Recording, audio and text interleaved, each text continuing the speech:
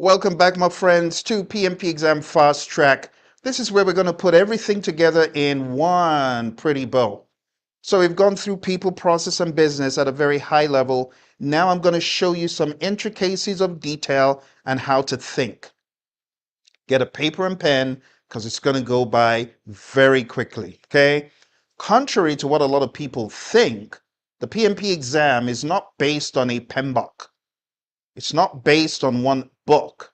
It's based on the PMP exam content outline. The PMP exam content outline, you can find it. It's free. Just search for it and you'll find a PDF. And those are the things that the PMI expects you to do as a project manager, okay? So on top of that, to better understand the PMI philosophy, I always recommend understand the secret sauce in PMBOK 7 principles.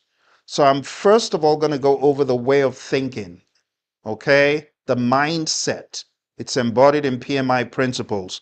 So I'll endeavor to put a link to this document, but if you just search for 12 principles of project management PMI, Google it, and you'll find this PDF.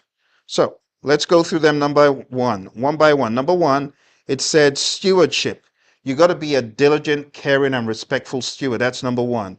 Number two is you got to bring the team synergies out. It says simply, project teams are made up of individuals who wield diverse skills, knowledge, and experience. Project teams that can work collaboratively can accomplish a shared objective. So you got to be thinking team. Next, you got to think stakeholders to engage them. Next, you got to think about value. If it's valuable, do it. If it's not valuable, don't do it. Then you need to be a systems thinker to see how all the moving parts add up together to that cohesive big picture view. You got to be able to think systemically and strategically. Next is leadership. You got to be able to lead. You got to be a servant leader. You got to be a decisive leader. Next, we have tailoring. You got to tailor the processes to the project.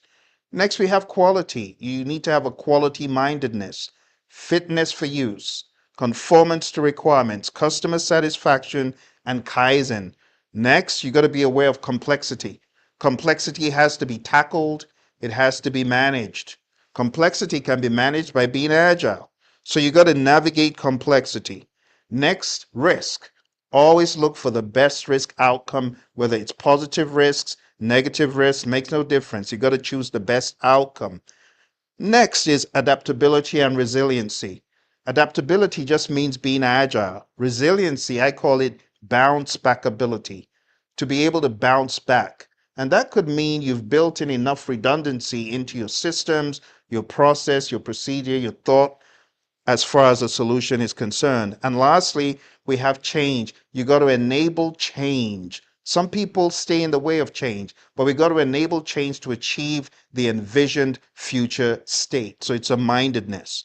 And those are the 12 principles of project management talked about in this document, 12 principles of project management, which you can find from PMI.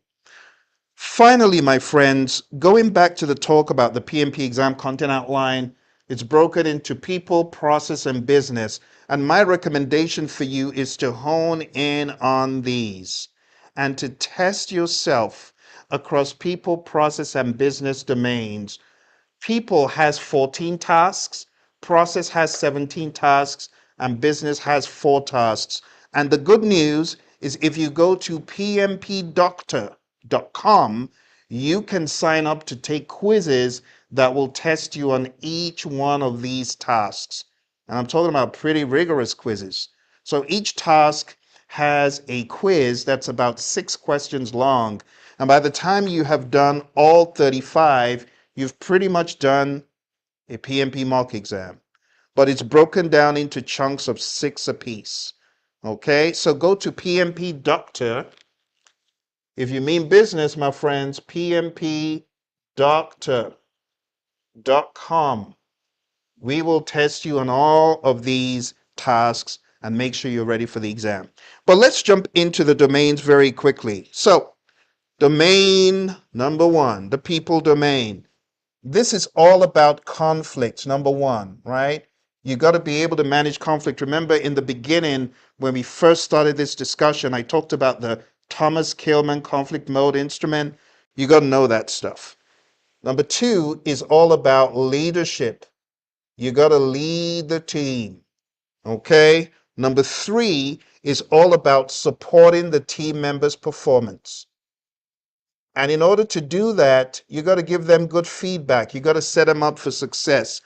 Number four is empowerment. My mentor, John Maxwell, he would say only secure leaders give power to others.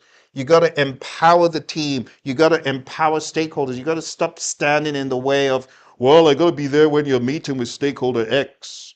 No, give your team members power. Right? So it's a mindedness. And it says organize around team strength. It's a no-brainer, right? Number five is all about training. Ensure team members and stakeholders are adequately trained.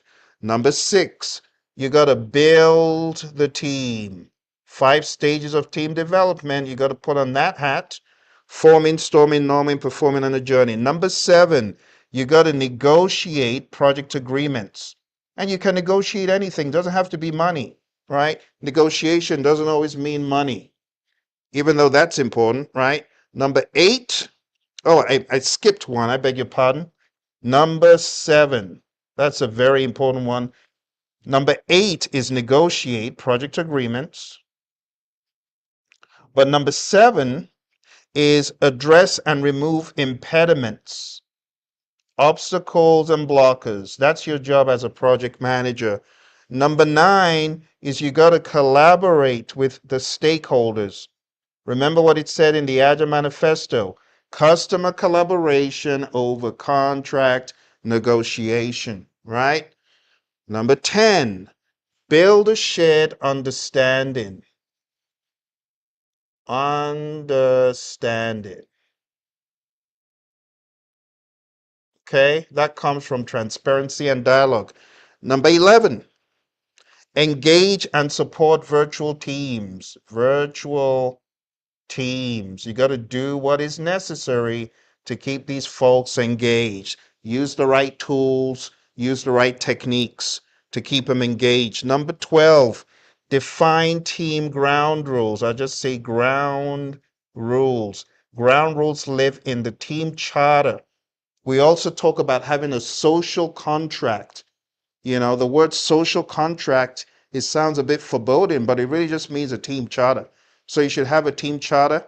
You should be able to define with the team the do's, the don'ts, the acceptable behaviors, things that you agree to. And this is done even in the world of agile or predictive, makes no difference. All right, number 13, engage and support. Oh, I beg your pardon. That's number 12. Number 13, mentor relevant stakeholders. Mentoring and coaching. Mentoring is when you pretty much tell him what to do based on experience. Coaching is when you're asking meaningful questions to get the answer from within the client. And number 14, it just says promote team performance through the application of EI. Here's my synopsis of how you can get people studied. Now that you've been through this program and you understand where all of the treasure is buried, spend a day on each task. In 2 weeks, you'll be done. Hops. For those of you who are in your last run, this could be done, taking 2 or 3 a day. You'll be done in 2 days max, and then you move on to the process domain. Okay, process domain, we went pretty good into that table, so all of this will make sense. All right, task one is execute. Execute with urgency. Execute urgency, right? To deliver business value. It's kind of like, our highest priority is to satisfy the customer through early and continuous delivery. So you got to execute urgently because maybe your customer's future depends on it. Your customer's now depends on it. So don't waste time. Get value and, pump that value into the organization so that it will survive, It's a mindset. Task 2 is manage communications. I'll just say comms. Task 3 is assess and manage risk. We talked about risk. Remember, you got 5 approaches to negative risk, 5 approaches to positive risk. So for negative risk, I don't know if you remember A team, avoid, transfer, escalate, accept, mitigate. And for the positive, it's escalate, accept, share, exploit, and enhance, right? This is for positive. Positive risk responses. I beg your pardon. Negative is the first one. Negative risk responses, and this one is for positive, right? So we didn't really go into too much of that, but that is covered in the Elite PMP course and obviously in the questions on PMP Doctor. All right, number 4, engage stakeholders. So we've already gone through all this stuff in that big old table, so you understand. We identify stakeholders, plan the engagement, manage the engagement, and we monitor the engagement. So you remember that. Number 5 is plan and manage budget. Budget and I just say resources. Number 6, plan and manage schedule. We talked about plan schedule management, define activities, sequence activities, estimate activity durations, develop schedule, control schedule, all that stuff. It's now coming back to remind you. All right, number 7, plan and manage quality of products / deliverables. So this is quality management, plan quality management, manage quality, which is like quality assurance, checking the process, control quality, which is checking the product by inspection, signing off before it goes to the client. Number 8, plan and manage scope. What do we do in scope? Plan scope management, collect requirements, define scope, create WBS, validate scope, control scope. You got to be remembering these things, my friends. Number 9 is integrate project planning activities, right? Integrate project planning activities. So that's like a development of the project management plan. All right, do we get it all? Number 10, manage changes. I'm going to need more space here. I'll just say change. Okay. Number 11, plan and manage procurement. So when it comes to change, remember you could get higher level change or lower level change. When it's the lower level change and you get a verbal change request, that's not enough. You got to ask for it in formal writing in a change form. That change form then gets put into a change log. That change log then gets reviewed. The change request gets reviewed by the team. The team decides what should be done with the change request based on their experience. They communicate that to the CCB. They send the change request and their recommendation to the CCB. The CCB review it and they decide what will be done. There could be some back and forth with customers and stakeholders, but ultimately the CCB must make a decision, approve, reject, on hold, pending, whatever they decide to do. The team then takes that thing. If it's a go, then they go ahead and do it. If it's a no-go, then it's documented in the change log. Whatever the fate of the change request, the change log is always updated and it's communicated and shared with stakeholders. So there's a process, there's a flow, right? Sometimes we have things in pending status till we get additional information or clarity. All right, number 12, manage project artifacts. Do you remember your artifacts from Scrum, product backlog, sprint backlog, increment, or from the world of predictive? There's so many baselines, subsidiary plans, documents, and the like. Number 13, determine the appropriate project methodology. I'm just going to say methodology. You got to determine when to use an agile approach, when to use more like a traditional approach, or when to be hybrid. Number 14, establish project governance. I'm just going to say governance. Okay, governance is a framework within which authority is exercised. Number 15, manage project issues. So we talked about risks, I'll just say issues. We talked about risk, an uncertain event that if it happens can impact the project positively or negatively. But an issue is something that has happened. So there's a difference between how you handle both.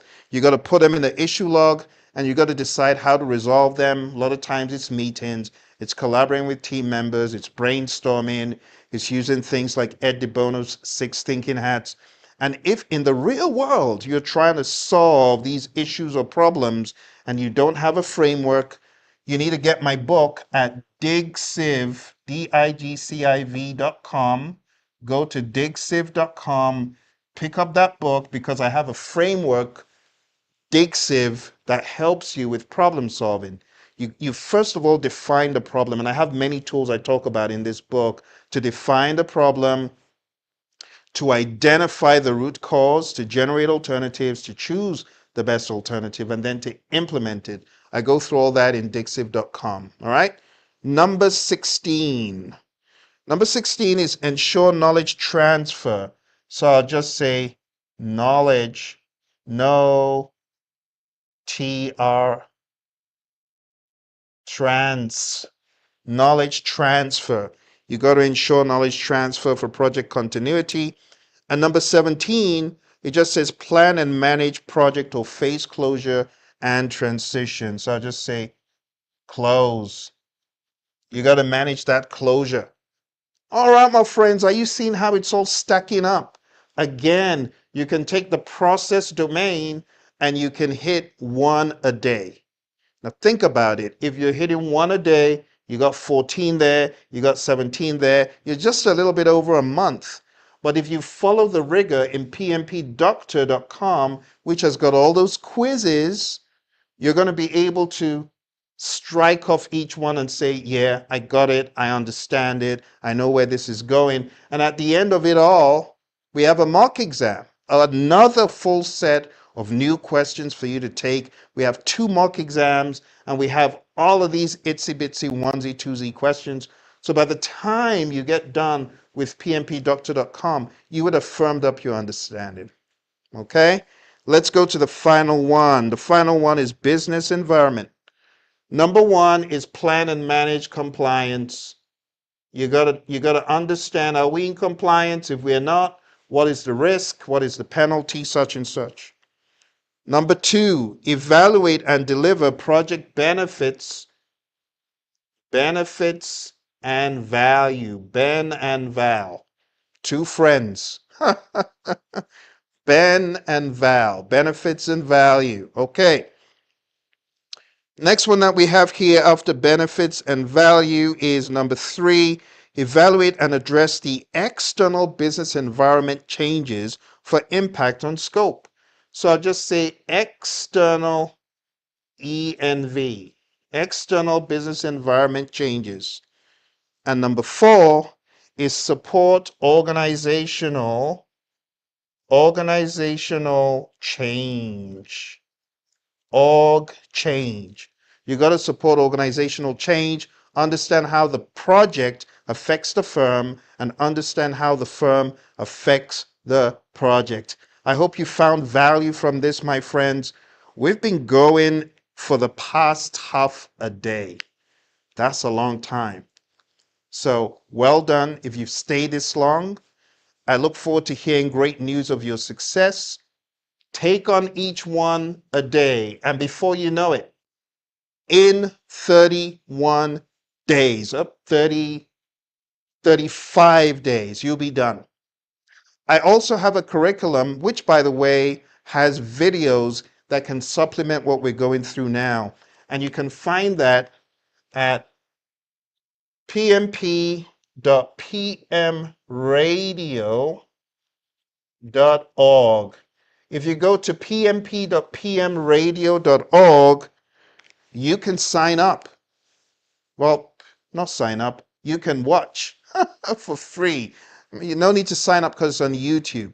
I have about 40 to 50 hours of free video that go over each one of these. So if you follow me for 35 days, watching each day, day 1, day 2, day 3, day 4, and it's free. I also have this in a podcast, and the podcast is study dot pmradio.org.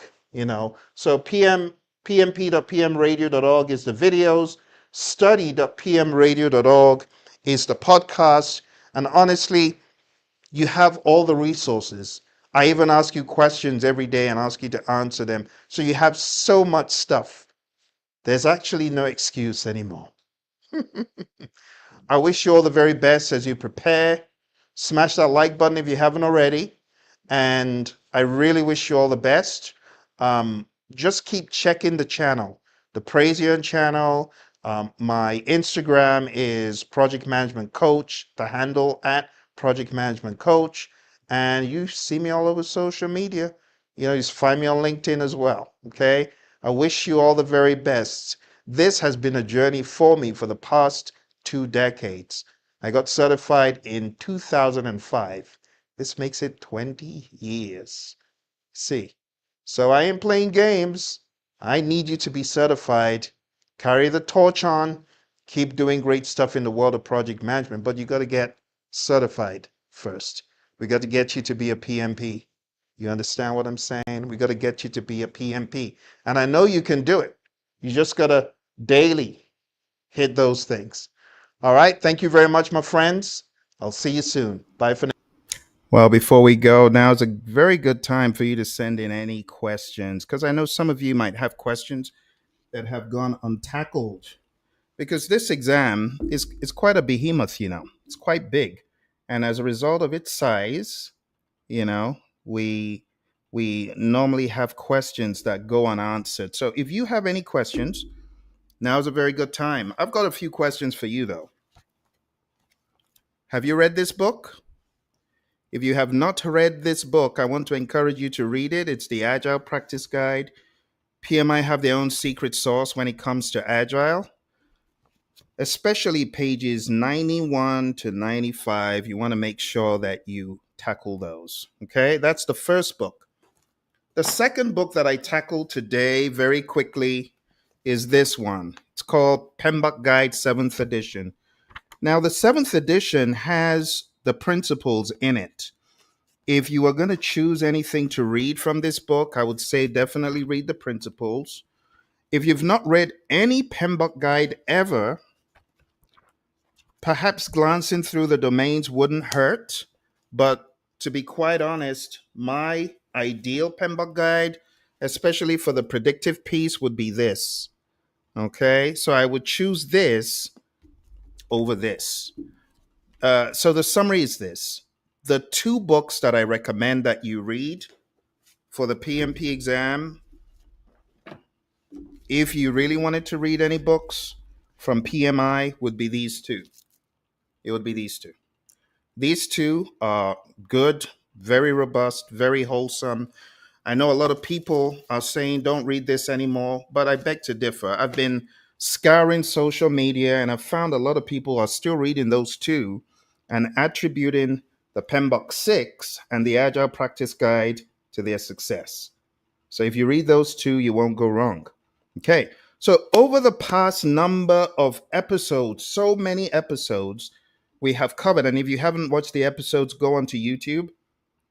But we've covered the people domain. We cleaned it all out. The process domain. I covered the 49 processes. I covered Scrum. I covered the world of Agile. We went into the business domain. And then we covered everything all together in this episode. And this is a final opportunity for you to ask any questions about the exam, about how things work. If there are no questions, let me end by reminding you of the exam, what the exam is going to test you on. The exam is going to test you on logic. It'll test you on some knowledge, but it's not centered on the knowledge.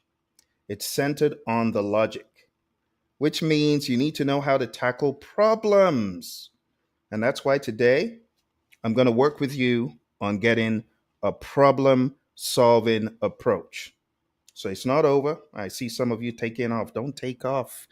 Let's see who came through on Instagram. Which of you came through on Instagram? T-Wo Baby. That's the only person who came through on Instagram today. Well, thank you for coming through. But it's not over. I know some people have thought, okay, end of class. No, it's not the end. We're just getting warmed up, my friend. Because the most important piece is what I mentioned towards the end. I mentioned Dixiv, right? So let me walk you through a problem solving approach. And this is an approach you can use on any PMI exam, any exam, which means it's pure gold. So don't you go. I'm going to show you how to think. There's a difference between the mindset versus the thought process, the thinking process. So let's jump into my whiteboard here. I'm going to show you the thinking process for any exam whatsoever. Don't go away because you're going to love this. For those of you that haven't seen it prior. Okay. So welcome to the land of Digciv, Digciv. I'm going to show you my special problem solving mantra for any PMI exam. So when you get a question that says you're a project manager on a project, you've been managing a lot of money, a lot of schedule, a lot of budget, all of a sudden your schedule has slowed down and you're behind schedule. What should you do first? Should you crash? Should you fast track? Should you do a cause and effect analysis? Should you update the risk register? I'm wondering what you're going to say about that. Well, if you chose anything other than a cause and effect, it's wrong. Why is that? Because you need to understand what is causing the problem. You don't just jump at crashing or fast tracking or update the risk register. Well, it's not even a risk, it's a reality. It's now an issue. You get what I'm saying? So you have to begin to think like this. D, that's for define the problem. Define it. Defining a problem could be okay, we're late. We're late is not the same as I. Identify why you are late. Identify the root cause. You see the mindset here, my friends, when you're solving problems? You got to really define that problem and then identify the root cause. And it could be a number of causes, but you need to understand why we're late. You could be late because a government official has not reviewed a document. You could be late because a team member dropped the ball. You could be late because you need more resources. Perhaps one of the solutions to the lateness problem could be doing things in parallel, but you don't know except you are told. And if you're not told, don't be presumptuous and choose crashing or fast tracking. The PMI, they're very good at putting shiny objects all throughout your exam. So the shiny object syndrome, right? You could find yourself going down a blind alley to choose what looks appealing, but it may not be the best answer. After you have identified the root cause of a problem, the next step is for you to G, generate alternatives. And when you're taking the PMP exam, if you've trained yourself sufficiently well, by the time you get to identifying the root cause, your brain has already kicked into gear, recommending possible reasons why that thing is happening. You get what I'm saying? Possible reasons. And you need to train yourself as you're reading questions to almost, as it were, think in tandem. So you're reading and you're processing so quick that it seems as though you're doing both together, but it's really in iterations because you don't have two brains, but your brain flips between reading, comprehending, coming up with solutions, reading, comprehending, coming up with solutions. So by the time you get to generate alternatives, your brain's already gone ahead and done some work. And then when you see PMI's alternatives, what you need to do at this point is to choose. This is where you will C, choose. This is the most difficult part of the PMP exam. Choose the, you got it, best. You got to choose that best alternative. Choose the best alternative. Very, very hard to do, except you've trained yourself to do it. And choosing the best alternative, you know how it goes on the PMP exam. Let's deviate for a quick second. On the PMP exam, you have A, B, C, and D. Now, on the exam, under most circumstances, what they want you to do is choose one. But in some rare cases, you may have to choose two. Now, the fact that it's a multiple choice exam actually makes it a little bit easy, believe it or not. Because it's a multiple choice exam, you could use the poll. I'm not talking about the police, I'm talking about the process of elimination. So, the process of elimination, if you didn't know it was B and D, right, you could eliminate A and C. And once you've done that, the poll method is going to help you understand this is the right one, this is the right one. And that's why on some exams, instead of going from top down, looking at A, B, C, D, you know what I do? I start from D, C, B, A, because it trains me to consider everything. Don't just jump at A or B. Go through everything. All right.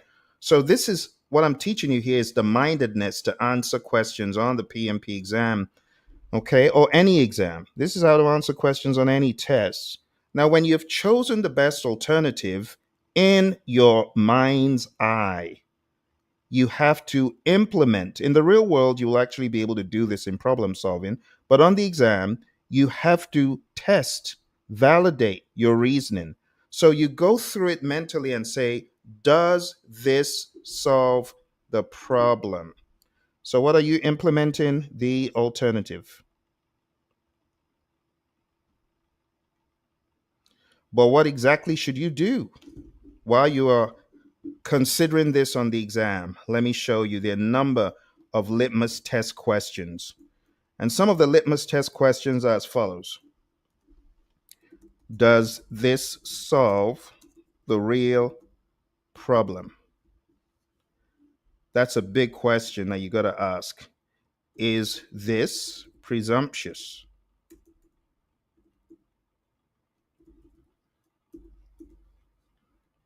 Is this in line with the PMBOK 7 principles and Agile manifesto values and principles? You got to ask these questions. You also have to ask, does this make logical sense?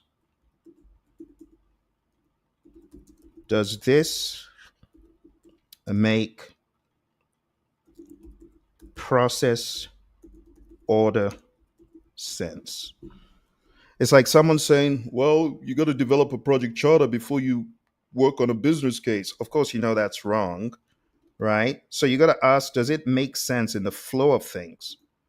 Okay. And that's, where the benefit of reading your PMBOK guide comes in, because you got to know your project charter comes first before developing the project management plan, or the business case comes first before the project charter, or the needs assessment comes first before the project charter, right? Needs assessment, business case, benefits management plan, project charter, project management plan. But in between, you've got a stakeholder register. These are some of the things you have to consider. So part of your implementing is a sanity check, right? We can say that implement the alternative is code for your final sanity check. And when I train this, a lot of people are like, but Phil, we only have 1 minute, 15 seconds on the exam. And I'm like, yeah, your brain, if you train it, it can answer questions in a lot less time than that and still go through every step. So if you think about it, you have 75 seconds on every question. We've already done five things. You can't afford to spend 10 seconds on each one of these. These have to be very quick, which means you have to be answering a lot of questions on your test run up.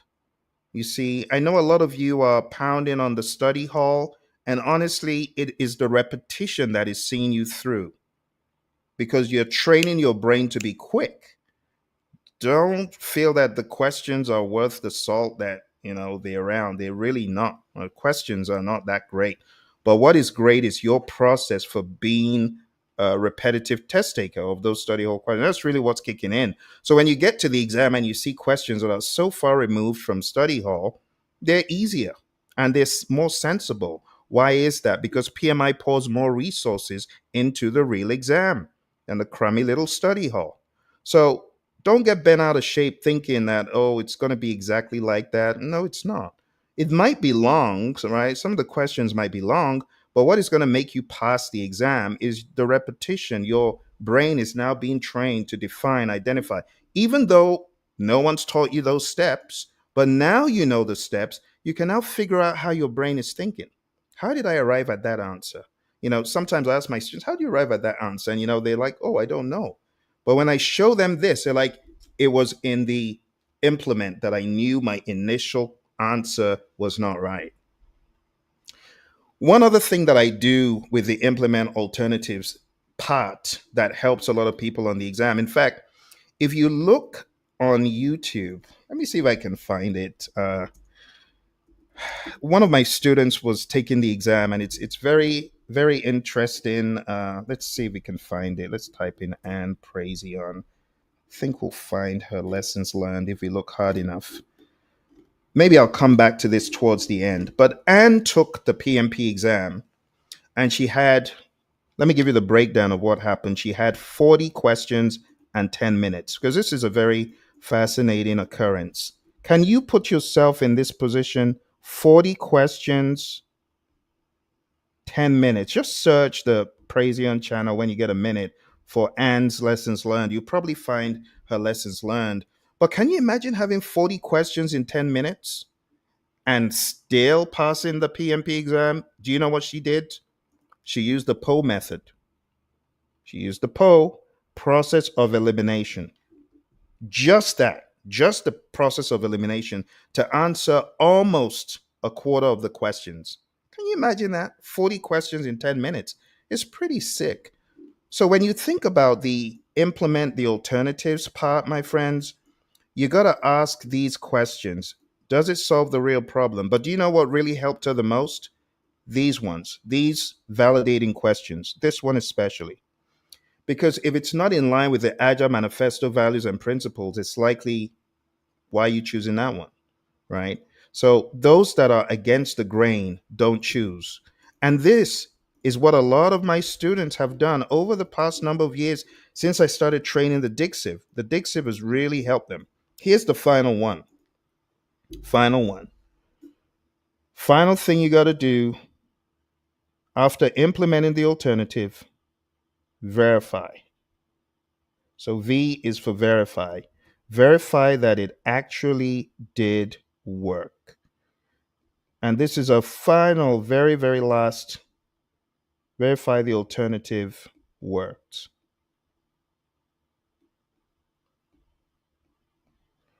Now, this one needs a little bit more imagination, but you got to put yourself in the real world and say, if I did this, if I did this in the real world, would it satisfy my customer? Will this be a true solution or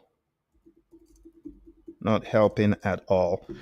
Let me give you a very quick example. Like on the exam, when it says a customer is requesting a change, you already know that this change request is not useful. What should you do? A, reject the change. B, consider it. If you reject the change, that's not the best option. Even if you say, well, I've done all my homework and I know it's not going to work, it's in PMI world, that's not the best answer because you're not satisfying the customer. You know what it said in the Agile Manifesto? Our highest priority is to satisfy the customer through early and continuous delivery of valuable product.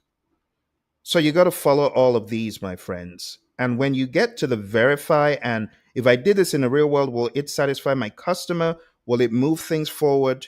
Or will I just be belaboring the point and not really doing anything at all? Is it a true solution? If the answer is yes, very likely that is your best answer. So let's go through it very quickly. D, define the problem. I, identify the root cause. G, generate alternatives in your head. And luckily you got four, and the PMI is giving you, choose the best one. If it's choose two, choose the best, right? Implement the alternative and verify that it actually worked. This will help you with, I want to say, at least 80 to 90% of the questions you get on the PMP exam. Always make sure that you're not being presumptuous. Make sure you've truly identified the root cause. If you're able to identify the root cause and you're able to generate alternatives even without being given them, it's a good sign. But if you get a question like, how would I even solve this? Then you got to go into the implement and just use the PO method, right? Use the PO method, a combination of choose the best alternative by elimination, implement the alternative mentally, and verify, well, this does this sound positive? You know what I did for my students? I gave them 40 possible, actually it was 60 possible answers that you should never choose on the PMP exam. I still need to find that sheet. I had that sheet about 2 years ago and I lost it. So if any of you who is out there, I know Anne has got that sheet. So Anne, if you're watching and you've got that sheet, please share. But I shared it with them, and that's what Anne used, and that's what many other students of mine used. The things you shouldn't choose that are just bad answers on the PMP exam, and that will get you further ahead. On the PMP exam, apart from the choose one, you also have the drag and drop. Drag and drop. The drag and drop questions or the matching questions, whatever they're called, matching questions, you're going to have those. You're going to have choose multiples, right? And you can still use the Dixiv approach. But I actually have something that you can play with here. So let me find it for you. It is, let's see. I'll find some drag and drop questions that you can play with. Because I have a risk drag and drop. This should be fun for you to play with. Let's put this in here. So I will put this in the chat so that you can play with these 5 strategies. You got to escalate, avoid, transfer, mitigate, accept. And this just tests you on those as well as escalate, exploit, and so on. So I'll put this in the chat and you can go off and practice with it. That is one thing you can do towards your drag and drops. And that is just one of the many that we have. Let me see if I can find another one because I think we have some for process. Here we go. Okay, so I found a list of all of them. So if you go to our website, theprojectmanagementdoctor.com, this page right here, let me put it in the chat. So those of you who are watching on Instagram, that's part of it. Anash and Boafo, thank you for joining. I hope you find this useful. So those are some of the things that you can use. And then this is a very useful one for you to practice drag and drop. So we got Myers-Briggs. The Myers-Briggs drag and drop is I don't think they're very big on Myers Briggs anymore, but you just never can tell. You never can tell when these things will appear. So it doesn't hurt to play with it. What else? And the process drag and drop. This is just on the processes. So as opposed to me quizzing you tonight, you can actually just do these drag and drops. Play with them, submit. So I think it's got about five or so every time you take them. But this will give you a better idea of how the process is and the tools. So match the process to the tools. I think there's also match the process to, let's see what else we have here. Okay, process to output, stuff like that. You want to play with one? Close project or phase. What is the output of this? It's going to be this one, right? Output of the project chart is going to be this one. Output of the resource management plan resource management is going to be the resource management plan. Output of estimate activity resources. That's a tricky one. Output of developed team is going to be this. Now, I don't expect you to know these if you've not read PMBOK 6, but these are just fun to do. Estimate activity resources is going to be the RBS. So I should get it right. There we go. So you go have fun with these. See how they help you with your prep. But that's all I have for today, my friends. I hope you've enjoyed this journey with me. If you are not subscribed to the Praizion channel, please subscribe. It helps the algorithm and it helps more people find these tutorials. Because I have a lot of people saying, Phil, if only I had knew you existed, my life would have been easier as I prepared for the PMP exam. So help me spread the word for people who are looking. For those of you who are looking for a 30-day plan to pass the exam, I know some folks are looking for a plan, and some folks are also looking for templates and tools.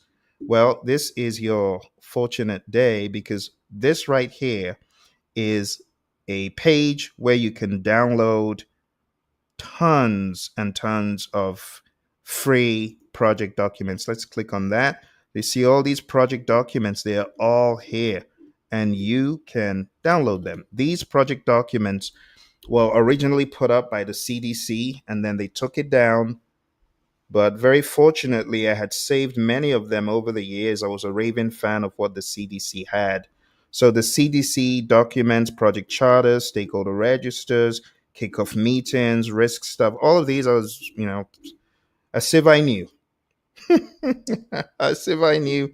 I saved them all. So you can go to this page, projectmanagementdoctor.com/, 30-day, a small DAY, and it'll bring you over here. Just click on a free sample of project documents. And honestly, these days with AI, why do you even need to waste your money on buying project documents? Plus, I've given you free documents here. Also, if you wanted some more guidance as far as the 35 tasks, well, I have some links here to the different, first of all, the um, content outline. I have a list of things that you should be studying, and each week I have what you should do week 1, week 2, week 3, and week 4. And then if you come down here, there's a playlist of over 40 hours of additional study videos that you can use in your journey. I also have a podcast. If you haven't subscribed to the podcast, go on down to study.pmradio.org. This is a good website for you a good podcast for you to use to augment whatever you're doing in your PMP prep. And also go on down to pmradio.org because I have two podcasts for the PMP. I've been doing this for quite a bit, for a while. My 20th anniversary as a PMP is coming up in the next 23 days. 23 days. Then I'll be 20 years of PMP, which is just absolutely wild. So I'm really ecstatic about being a PMP. I've found lots of benefits, lots of value. It's definitely something you want to do if you're having second thoughts. Go ahead with it. And then over here, if you take a look at in red, click for a huge detailed free plan.